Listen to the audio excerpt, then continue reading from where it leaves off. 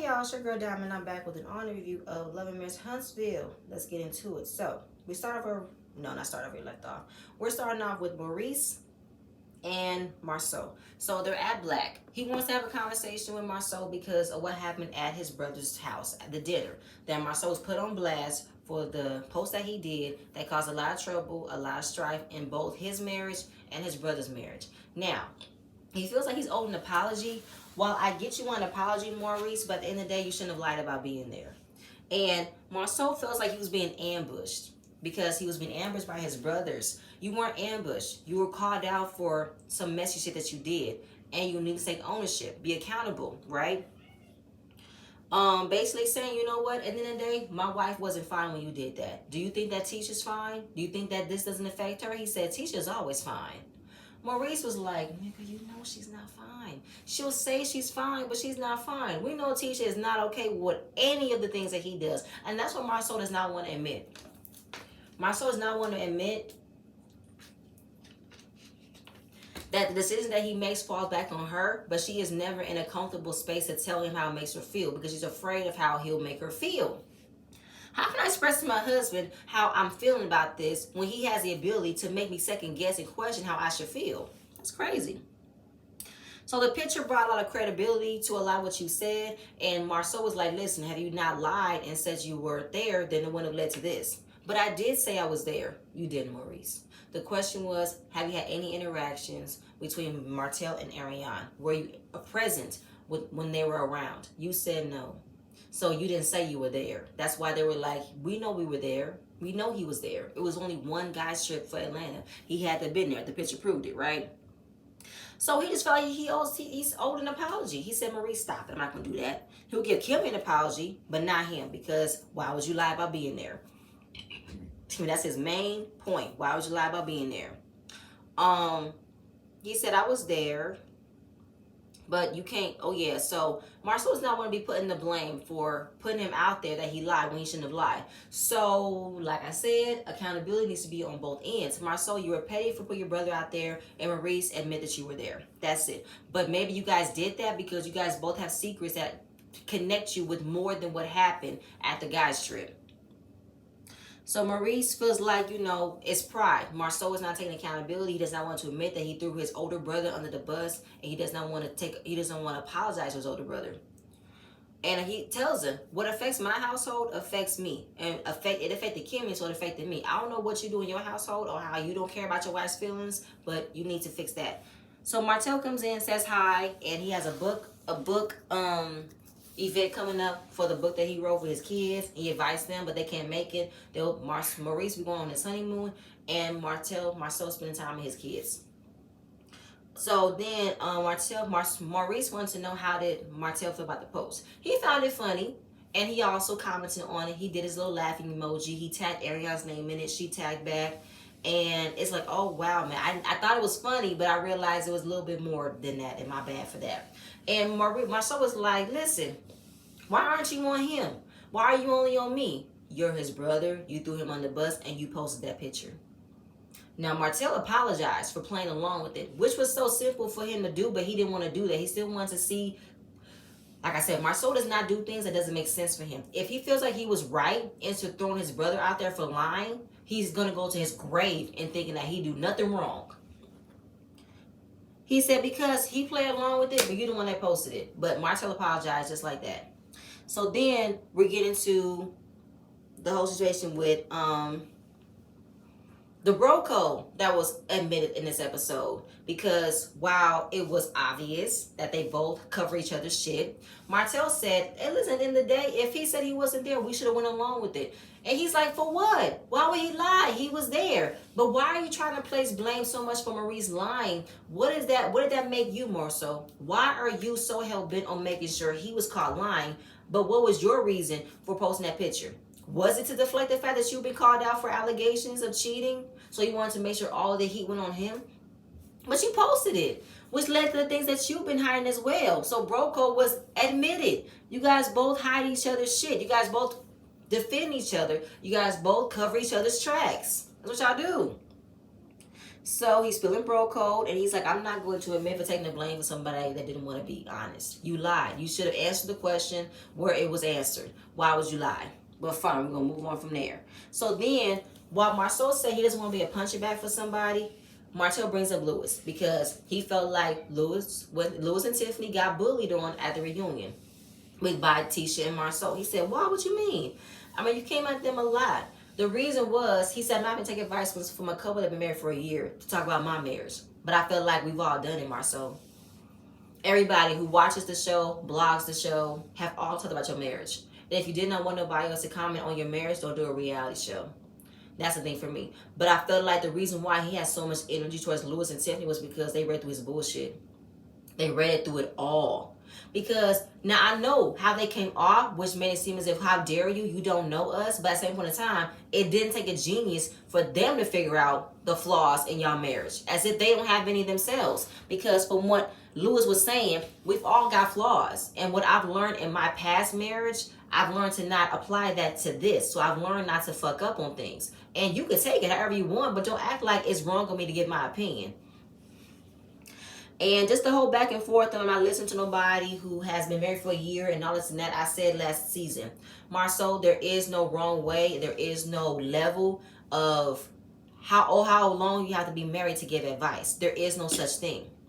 I can listen to somebody who was married for 2 years, 8 years, 25 years, 15, and I can give the same thing to them. They give the same thing to me. Because there is no perfect manual how to have a marriage. There isn't none.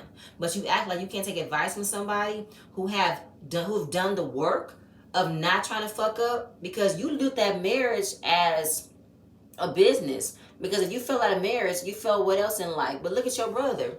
Your brother was married for 10 years with Kiowa. He wasn't happy. He left and got married again. To me, it was because Marceau could not talk his way out of the bullshit that he did.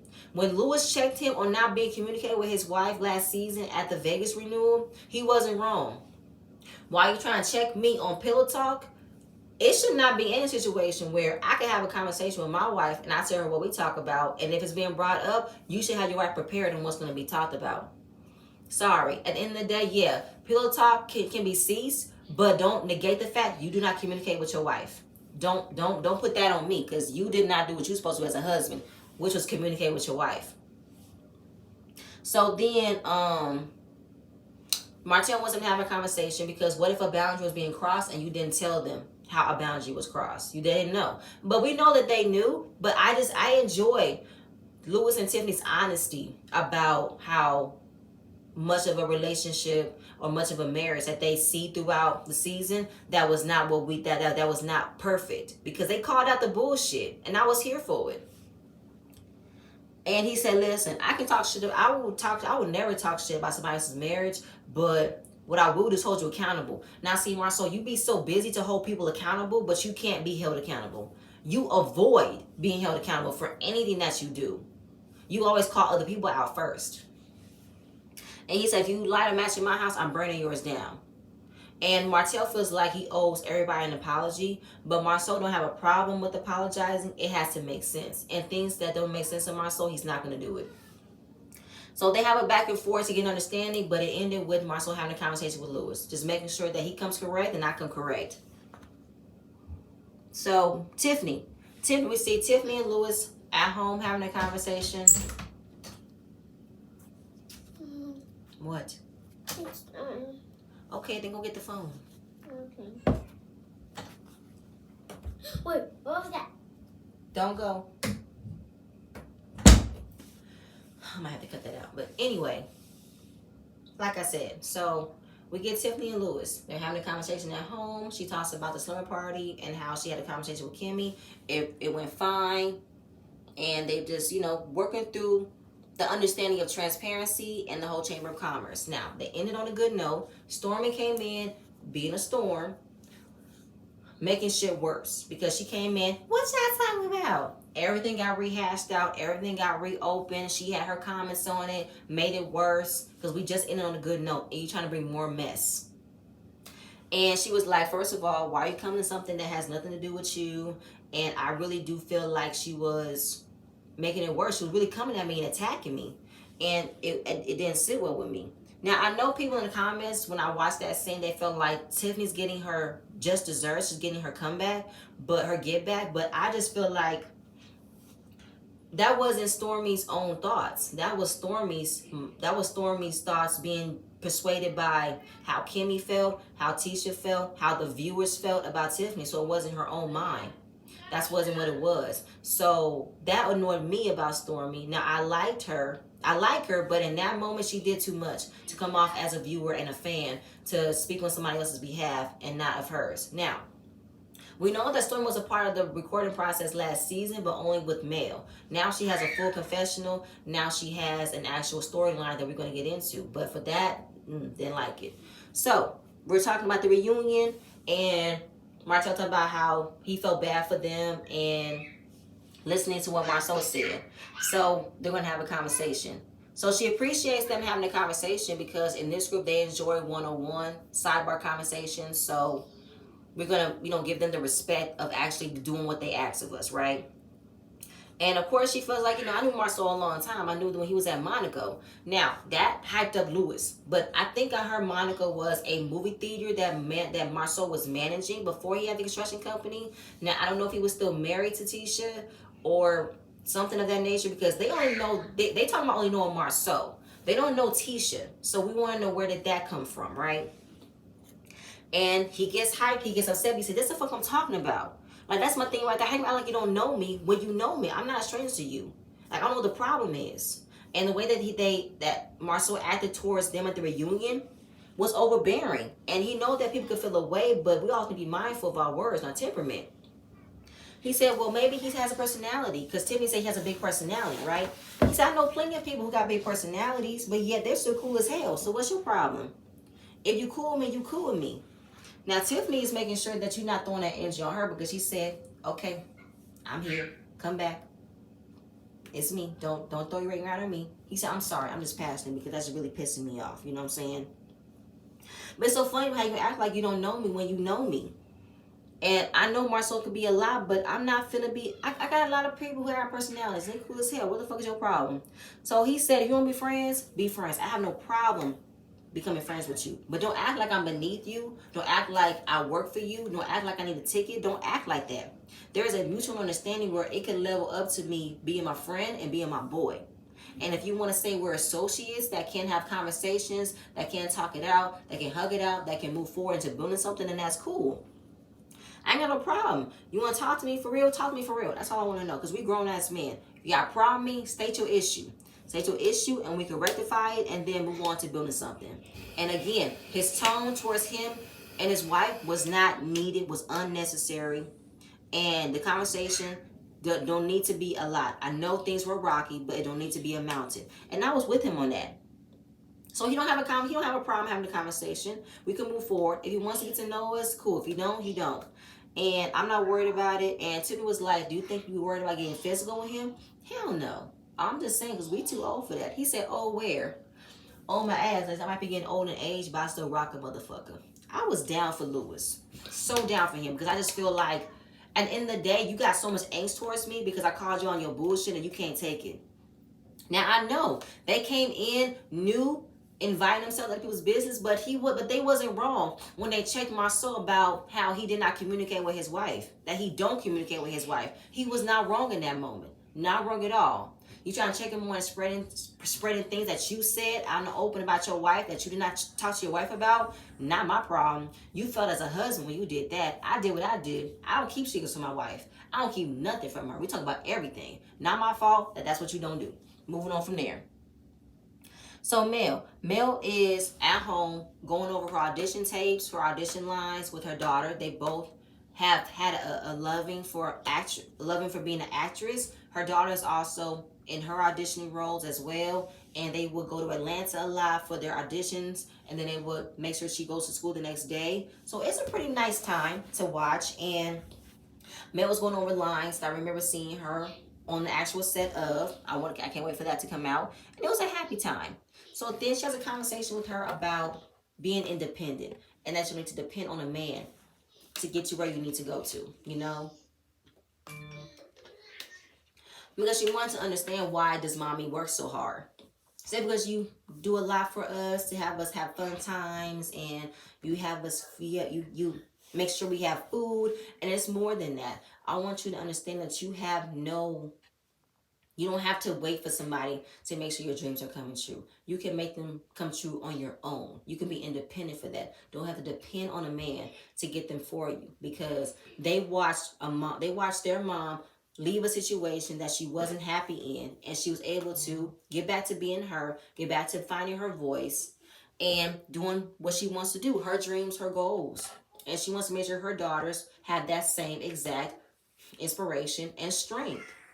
Because while knowing that their mom did leave a situation, if another man was to come into their lives, it's not going to be the end all, because mommy is still going to do what she wants to do. She would not put her life in the hands of a man. No.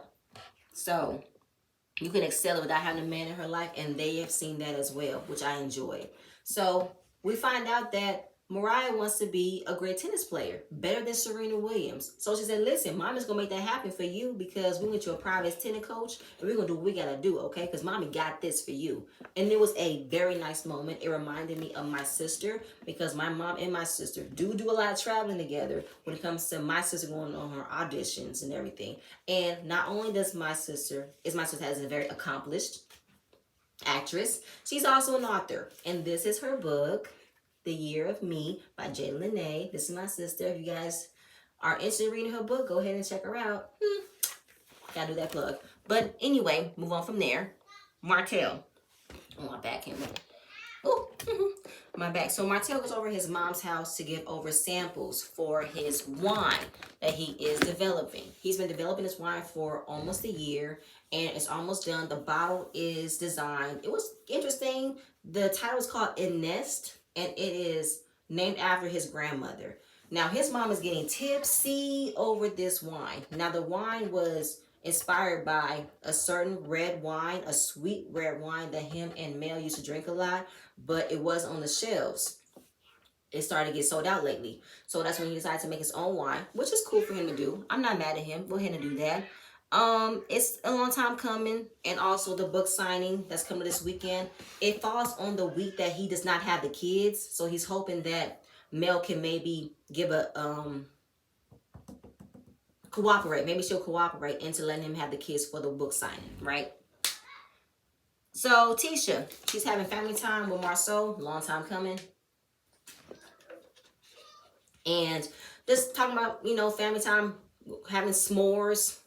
And then they're talking about, nope, I'm not there yet. Marceau also talked about how he was in Africa for the first couple of days, and he thought about what generational wealth meant to him. And he used to think that generational wealth meant was land and money, but looking back, it was spending time with family, making memories, and giving the wisdom and the knowledge what he learned. It took you to leave your family in order for you to realize that spending time with family is the greatest thing of all. It's the greatest form of generational wealth. It took you to leave them for you to get that. Okay. They're planning another family trip. This time the family gets to go.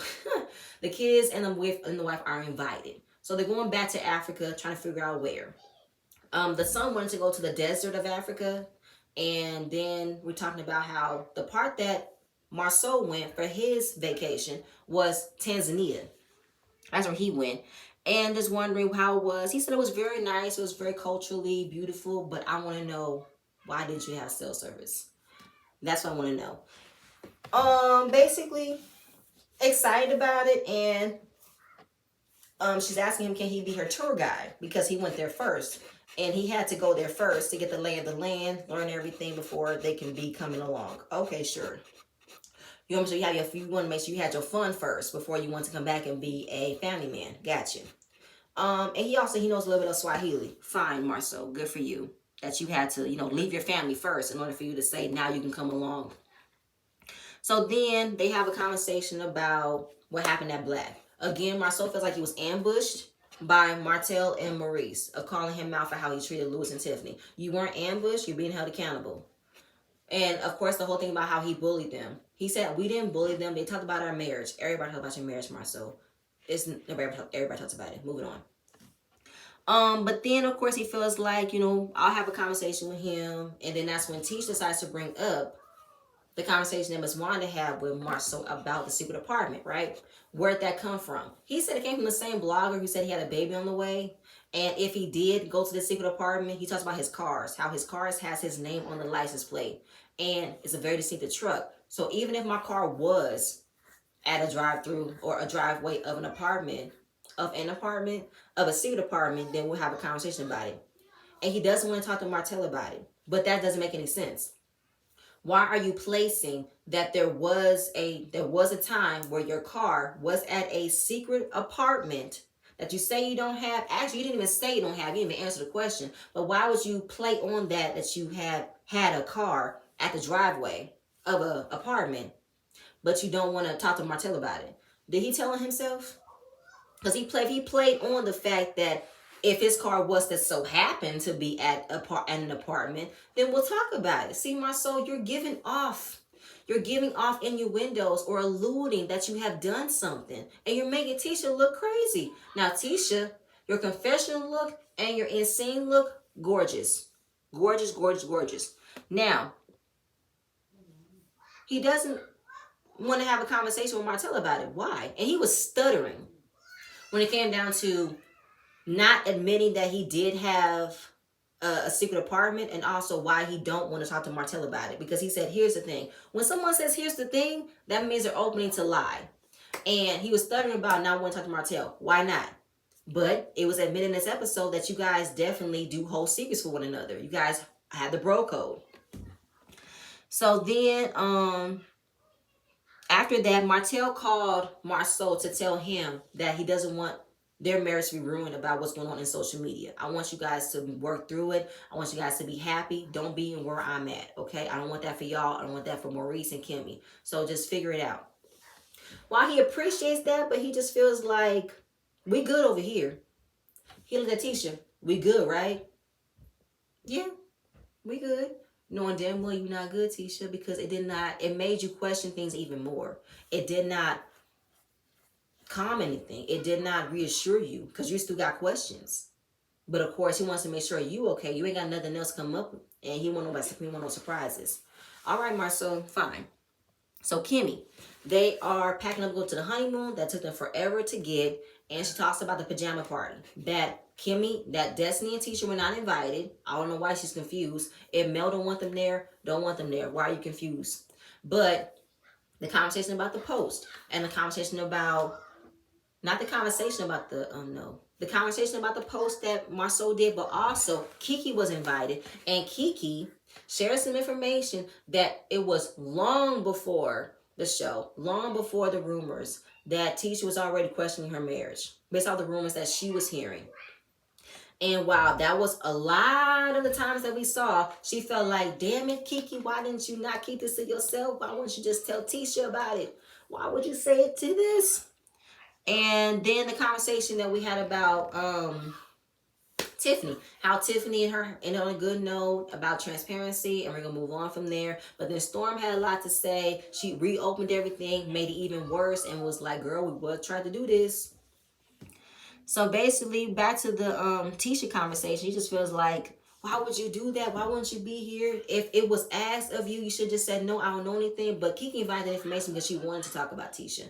We're going to find out more about it next episode, because apparently it's been some backstabbing on Tisha's part as well. So from that point on, it was kind of like, well, damn. So then Maurice wanted Kimmy to have a conversation with Destiny and Tisha about not being invited and what was being talked about. Destiny don't need to be there because Destiny was not mentioned at all. Tisha was mentioned, but she was mentioned by her cousin. Now, Mel asked the question, but Kiki indulged in it. She wasn't pushed. She wasn't poked and prodded. One question, it took her no time to answer it. So I don't know why you want to tell them that anyway. But then Maurice wanted to let Kimmy know, make sure you get everything, all the information out before you go ahead and start saying something. Kimmy does not enter a conversation without facts. Okay? So we're going to move on from there. Martell. So we're ending it with Martell. He's at his book signing, and it wasn't a lot of people, but he was hoping that the kids will be there. He had their seat reserved. his assistant was maybe kind of like, well, did you tell her? Yeah, I told her. I made sure I told her beforehand, but it's still kind of fresh for a male to be gung-ho about dropping her kids off for something that you did, because you guys are now coming off as a divorced couple and now working as co-parent. But co-parent is a relationship, meaning that I have no ill will towards you. And Mel's not at that space right now where she is feeling comfortable with just dropping the kids off for something that you're doing and that she's proud to support you. She's not there yet. So we gotta be a little bit more patient with that, you know. We have to let her come to the space for her own. You know, we can't force it. So Martell definitely was feeling some way about the kids not being there, and this was a experience that he wanted to have with the kids. This was a book that we wrote. I'm proud of them, and I was hoping that she can drop the kids off, but it wasn't his week. It wasn't his week, and he didn't tell her until maybe what, a day or two before the event. So he didn't even give her time to fully like prepare for anything, right?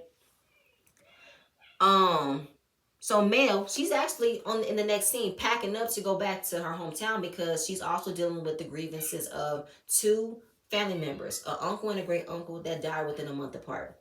So she's going down there to be with her mom and be with family so they can have more time to remember what it was. And Mel did receive an email from Martell, but it was telling her to make sure the kids were ready. The kids had their hair done. She's like, for what? A book signing? I didn't know you had a book signing event. I wasn't aware.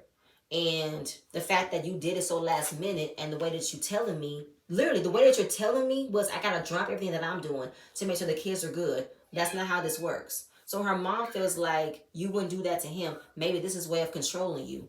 Because for him to just tell you what you need to do, it's his way of still want to say, remember, those are my kids, remember.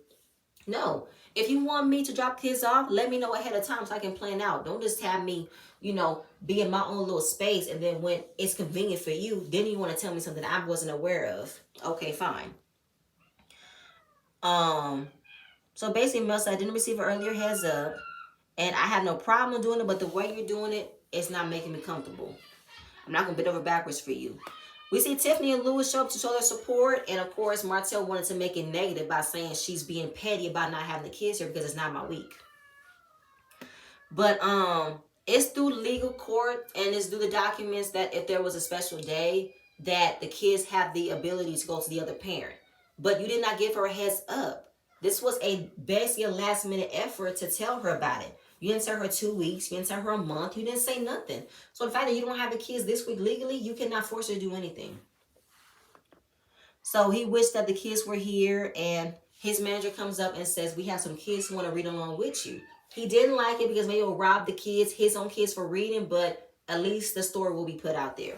So it's pretty much, a story about how his kids traveled, and that growing up he didn't travel as much. So they create a book where other kids who don't have the means to travel, they can live through it. They can imagine what it means to travel on a plane, travel to a whole different area, a different place, a different country. So it was hurtful for him to read along with the kids, but it was also hard that the way things have been happening, and a lot of people would have been robbed of the experience of it, but I wish I would celebrate this with my children. And that was in the episode. I felt a little bad for Martell, just a little bit. I'm like, aw, that's so sad. But yet I'm also looking at him like, well, you did not do your due diligence of making sure that you let Mel know that I know it's on your week, or why didn't you work around it where it was on your week to have the kids? So that way it wouldn't have been an issue. Why are you trying to make it a problem?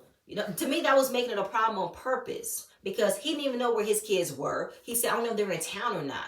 And she put him on voicemail. So I don't know, Martell. Like, if this was an important book signing, you should have made it where it was easy for you to make it where it wasn't a problem. You placed the book signing on the week you didn't have the kids. So of course, Mel has the ability of saying yes or no, but you gave her such a last minute decision. It led it to not even working out. But again, he gonna make it seem as if she's being a bitter baby mama, keeping his kids from him, which is not the case. This wasn't your week, so she wasn't keeping the kids from you, and you didn't give her a heads up on a much better notice. But that's it, you guys. That's all I have. Please stay tuned for the next video, and I'm gonna see you guys later. Bye.